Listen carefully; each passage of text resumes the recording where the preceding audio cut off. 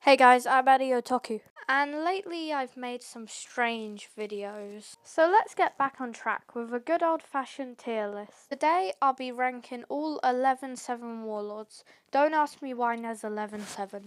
Now let's start with Buggy D Clown. Naturally in a tier above everyone else in his own Buggy tier.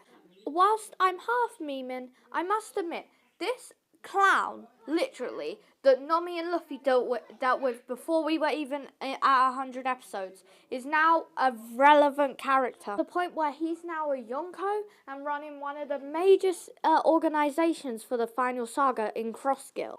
Buggy is an amazing, funny character, and boycott One Piece if Buggy doesn't become king of the pirates. Next up, Trafalgar D. Waterloo, one of my personal favourite characters. Easy S tier. When we first meet Law in Shippondi, he seems like a cool character. I mean, he flips off an admiral, has this slick, laid-back personality, and dresses quite cool as well. And not to mention, he has a cool or no overpowered devil fruit. Oh yeah, and he's a swordsman. But then, after the time skip, you get to see a different side to Law, driven to kill Doflamingo for what he did to Corazon. Law has a really good backstory, and it just rounds his character out. He's the typical emo with a tragic backstory, or no, it's done quite well. Next up, we got Boa Hancock. Boa.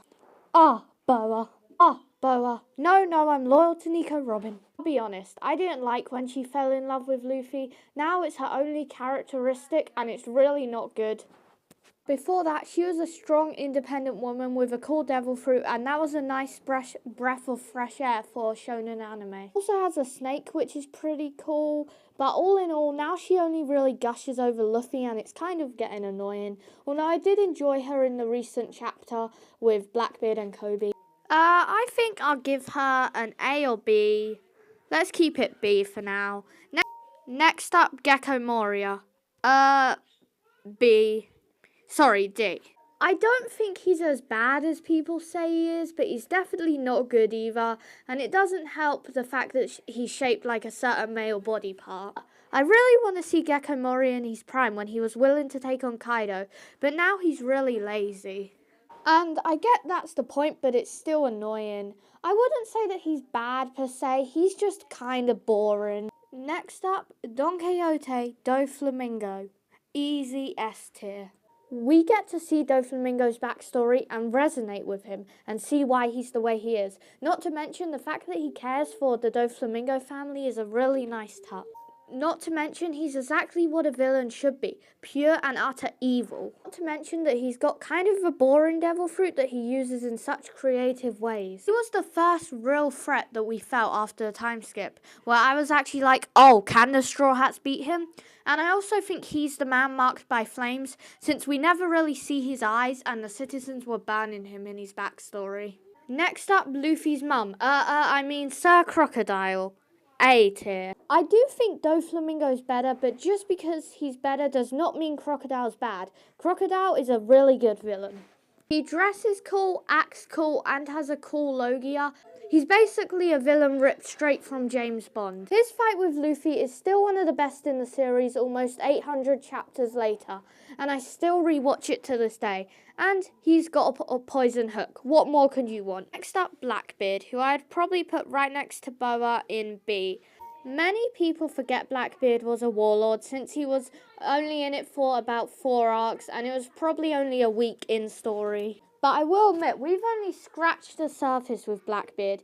He's a very interesting character and he can eat 2 devil fruits and he's definitely going to be a threat for the Straw Hats. But we just haven't seen everything from him, and I reckon he'd definitely go up by the end saga, but I don't know exactly where I'll put him, so for now, he's staying where he is. Next up, we got Mihawk, another easy S. Mihawk is awesome. I thought he would be on Yonko level, but then the Warlords got disbanded and he didn't become one, so that kills that theory. I think this is a really weird picture of Mihawk, but I also think he's got some really cool scenes. For example, when he tells Zoro, I wouldn't hunt a rabbit with a cannon, or when he says, I just want to test the difference between me and him, and slices at Whitebeard and Jozu blocks it. He's not cocky, and he has one of those personalities which I've already mentioned I liked, which is just cool, calm, and collected. I just quickly added Weevil because I realised he wasn't on this list, but there's 3 left. Next up, Kuma. A. I'm more interested to find out about Kuma than Shanks or Dragon. Kuma has ties to everybody, it seems. The Revolutionaries, Jewelry Bonnie, Vegapunk, and the Marines. He's also super intimidating. Just this giant silent man with a Bible. To take part in one of the best scenes in One Piece being the Nothing Happens scene, and his presence in Thriller Bark made it a really good arc. Next up, I'm gonna do Weevil. Probably F. Honestly, we don't know enough about him. I was kind of thinking he might be the villain of Elbaf, I don't know why, but warlords just don't seem that intimidating now that we fought Yonko. He's also just a dumb mama's boy. Actually, I think I'll move him up. He does have a cool backstory, and I love finding out more about fishmen since they're my favourite race. Mention the fact that he has a cool fighting style and is quite noble, which I like. Plus, he's a Straw Hat now, which I find kind of weird that a warlord became a Straw Hat, but that blood transfusion scene was really powerful. Anyway, just to recap, Lord Buggy the Great is in a tier of his own. Then in S we got Lord, Doflamingo and Mihawk. In A we got Crocodile, Kuma and Jinbei. In B we got Boa Hancock and Blackbeard. They both begin with B. In C we got Nobody. In D we got Gecko Moria. And in F we got Weevil. Anyway, thanks for watching. Like, subscribe, do all that good stuff, and I'll see you next time. Bye.